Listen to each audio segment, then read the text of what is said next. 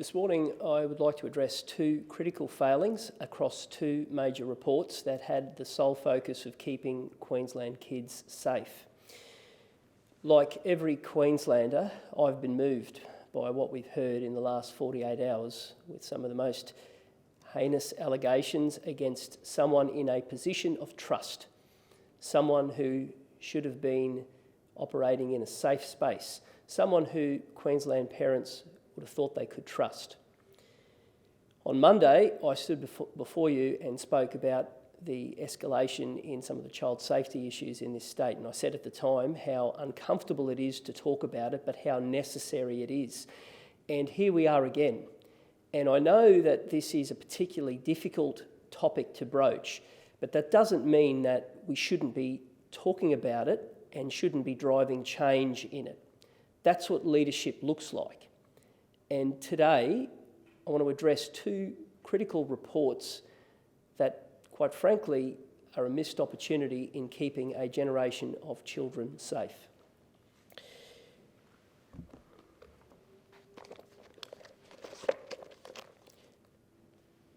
Today, I want to start by addressing this report. It's been nearly 6 years since the government handed down this report. It was titled Keeping Queensland's Children More Than Safe, a review of the blue card system. It followed what happened in one of the highest profile incidents this state has seen with Tiali Palmer. And the government promised a major overhaul. As is always the case, that announcement didn't follow actions. There were 81 recommendations in this report. 6 years on, only 28 have been implemented.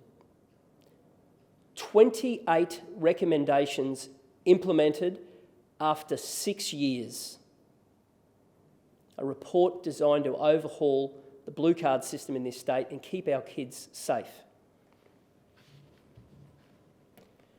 The responsibility for this report has gone for over half a decade across, firstly, Attorney General Darth, then Attorney General Fentiman, back to Attorney General Darth, and all with the same Premier overseeing it.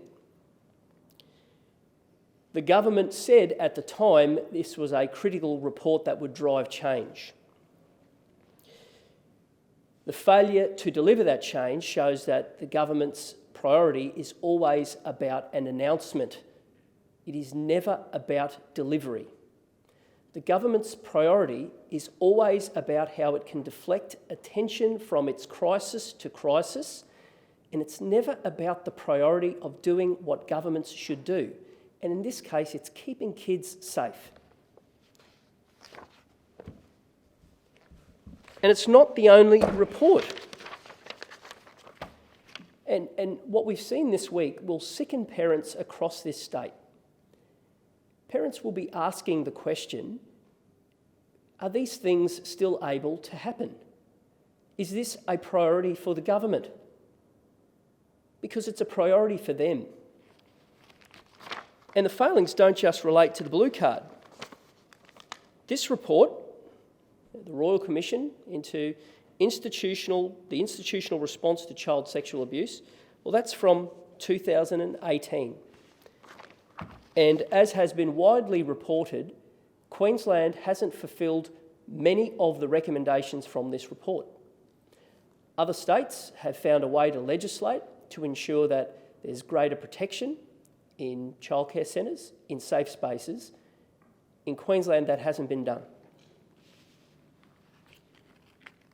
I have spoken at length about a failure to deliver by the state government.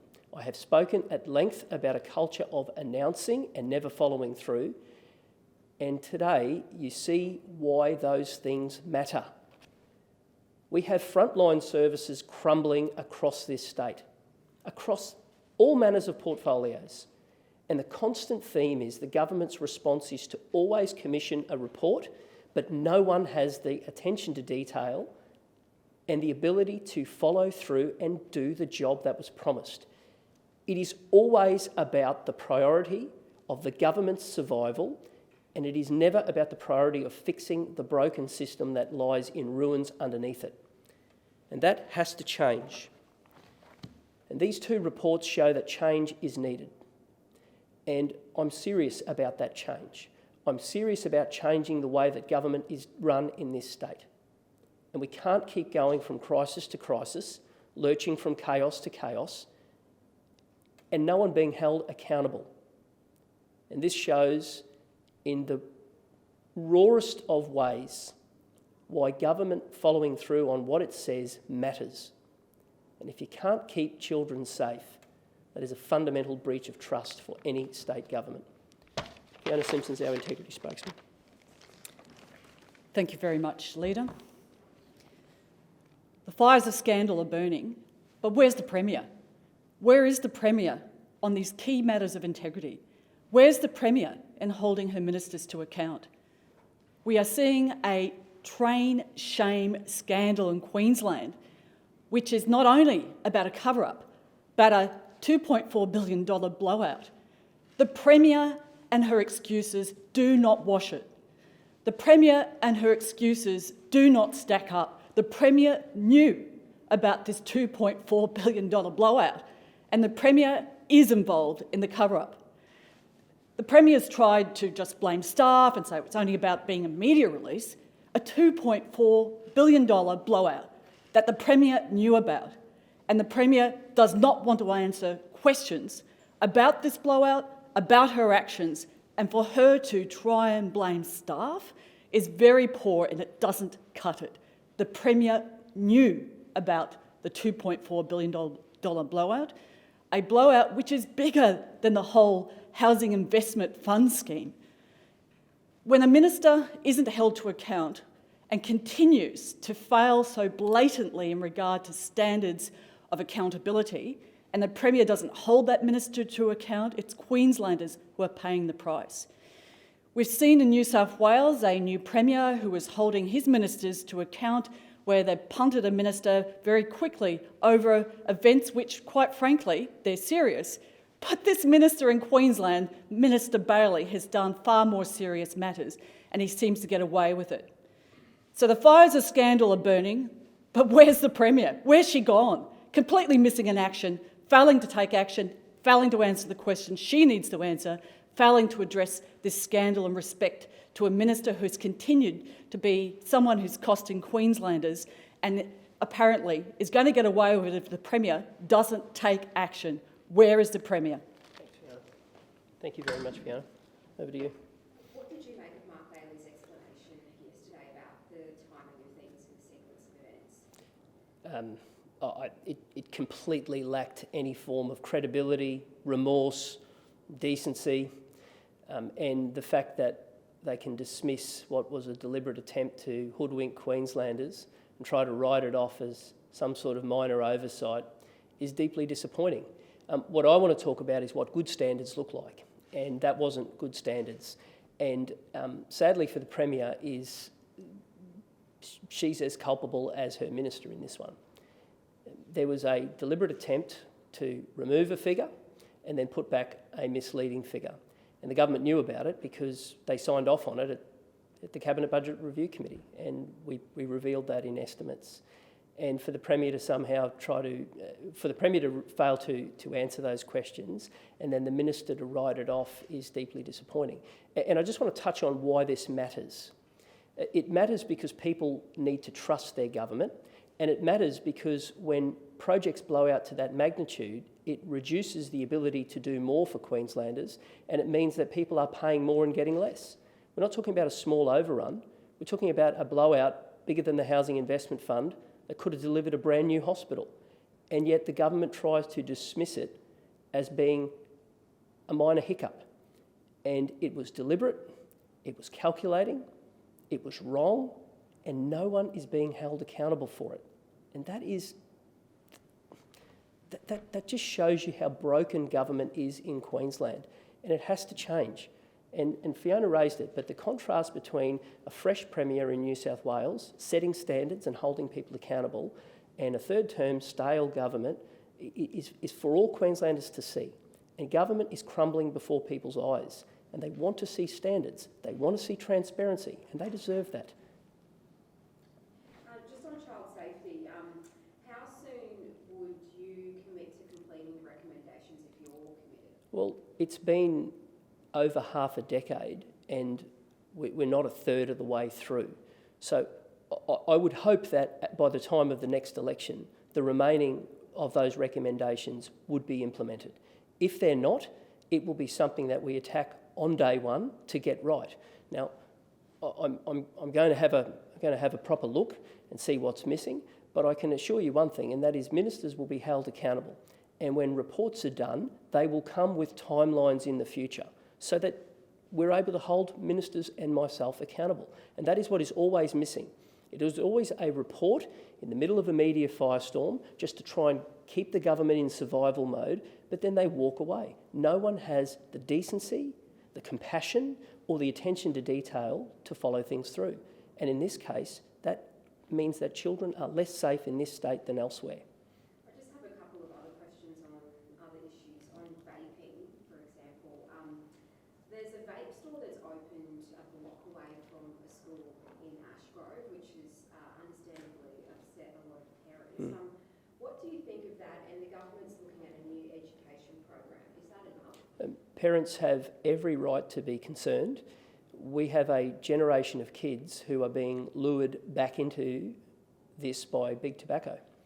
And it's been a deliberate move from them to entice kids who we had seen smoking rates continue to tumble across the nation, and it's now heading in the different direction. And parents are concerned about this, and they're talking about it. And we'll back anything that makes greater awareness, but there's also got to be regulation and enforcement on people selling these things. There are a generation of kids who are being lured back into big tobacco's arms, and that has to stop. And it has to stop by education, enforcement, and getting serious about the problem. And on the Gabba revamp, we heard a few more details yesterday from the Deputy Premier that they were looking at 4 options and they landed on the one that we've heard about, like 6-star sustainability, other features, and looking at preserving the old school building. What did you make of what came out of the Deputy Premier's hearing yesterday? Well, there were more questions than answers out of that, because we still don't know where the $1 billion figure came from, where there was confirmation that there hasn't been a business case done on the new figure, and Queenslanders are none the wiser as to why the discrepancy and what value for money they're getting. And I don't think it's an unreasonable set of questions for Queenslanders to ask as to how a project has gone from $1 billion to $2.7 billion.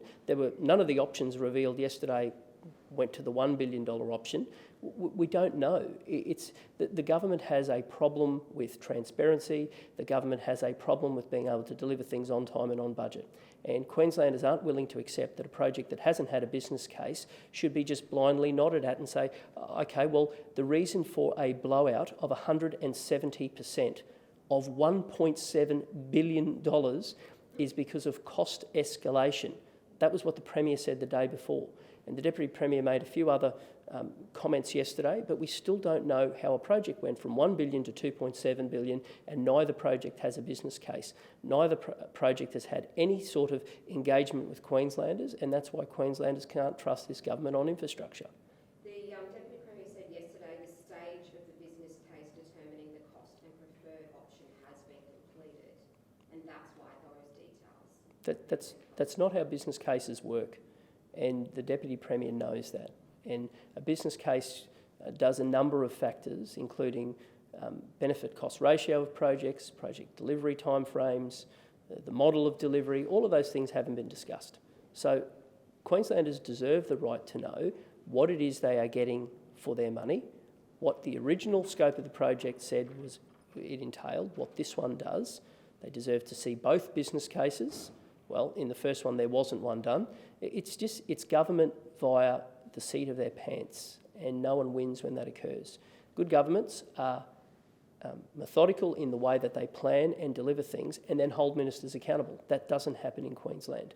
And if you look at the budget blowouts that Minister Bailey has presided over, there has been no accountability for that. And no one wins when that is the way that governments are conducted.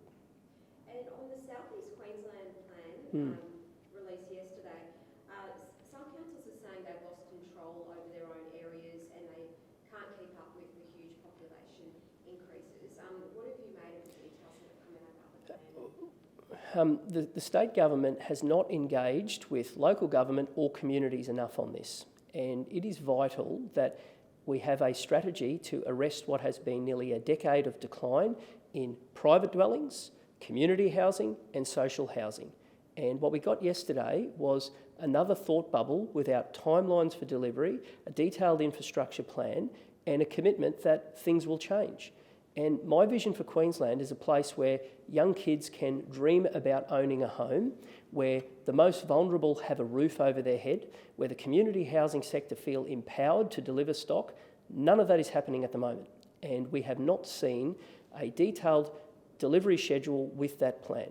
We haven't seen how people will be held accountable, how infrastructure will be paired with housing to protect the lifestyle of the people who are here, to make those moving here have opportunities that don't compromise that lifestyle, and how young kids can afford to own and rent a home. None of that was in that plan. And is it any wonder you have councils putting up their hands and saying, well, can we actually be consulted on this? Thank you. Thank you all.